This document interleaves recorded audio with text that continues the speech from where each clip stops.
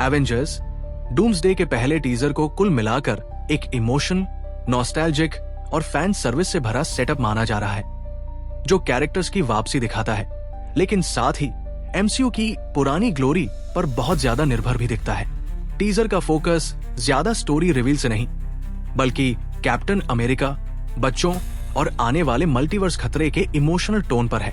Teaser की शुरुआत 50s 60s वाली अमेरिकन सबर्बिया के एक वाइड शॉट से होती है, जहां एक ट्रायम्फ बाइक पर आता शख्स असल में स्टीव रॉजर्स है। वो अपने घर के अंदर जाकर अपने बच्चे को गोद में उठाता है।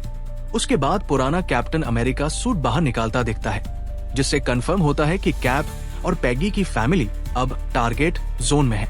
टीजर के एंड पर नए एवेंजर्स लोगो पर ओमिनस ग्रीन टच और ब्रांच जैसी शेप्स दिखती है, जो डूम और मल्टीवर्स कैओस की विजुअल हिंट देती है। दूसरे टीजर में थोर अपनी बेटी के साथ दिखता है और अपने पिता से प्रार्थना करता है कि उसे आखिरी बार लड़ने की ताकत मिले, योद्धा के रूप में नहीं, गर्माहट के रूप में लौटने के लिए। ये लॉस, फैमिली और वल्नरेबिलिटी वाला टोन सेट करता है। इसी मटेरियल मार्केटिंग से कंफर्म होता है कि Robert Downey junior doctor Doom के रूप में एमसीयू में वापस आ रहे हैं, जो फिल्म के मेन एंटागोनिस्ट की तरह टीज होते हैं, भले ही टीजर उन्हें पूरी तरह रिवील नहीं करता। आगे के टीजर ट्रेलर में x mention, professor x, magneto और साइक्लॉप्स का फोकस्ड फुटेज दिखाया गया है, जिससे साफ है कि एक्स मैन की एंट्री इस फिल्म के सबसे बड़े हुक्स में से एक होगी।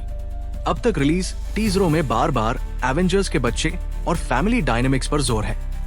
स्टीव के बच्चे से लेकर थोर की बेटी और फैंटास्टिक फोर के संदर्भ में फ्रैंकलिन रिचर्ड्स तक, जिससे नेक्स्ट जनरेशन टेक्स बनते हैं। डूम को ऐसी फोर्स की तरह बिल्ड किया जा रहा है जो सिर्फ एवेंजर्स नहीं, मल्टीवर्स और एक्स मैन, फैंटास्टिक फोर जैसी सारी टीमों को एक ही डूम्सडे टाइमर के नीचे लाता है, जिसका जिक्र लीक्ड डिस्क्रिप्शंस में भी है।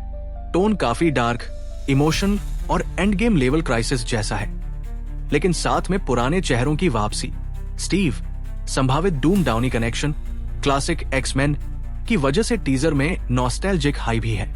कुछ क्रिटिक रिव्यू में कहा गया है कि टीजर में क्रिस एवंस की वापसी और पुरानी इमेजरी इतनी ज्यादा है कि एमसीयू आइडियाज की कमी छुपाने के लिए नॉस्टैल्जिया पर निर्भर दिखता है, यानी इसे थोड़ा कैश ग्रैब टच वाला भी बताया गया।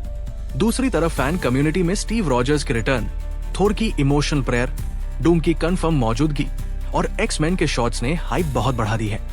कई यूट्यूब ब्रेकडाउन में हर शॉट, लोगो और कलर पैलेट से स्टोरी थ्योरी निकाली जा रही है। कुल मिलाकर रिव्यूज में माना जा रहा है कि teaser visually strong, emotionally hooking है, लेकिन असली सवाल ये है कि फिल्म नई कहानी कितनी लाती है या बस पुरानी यादों पर ही चलती है।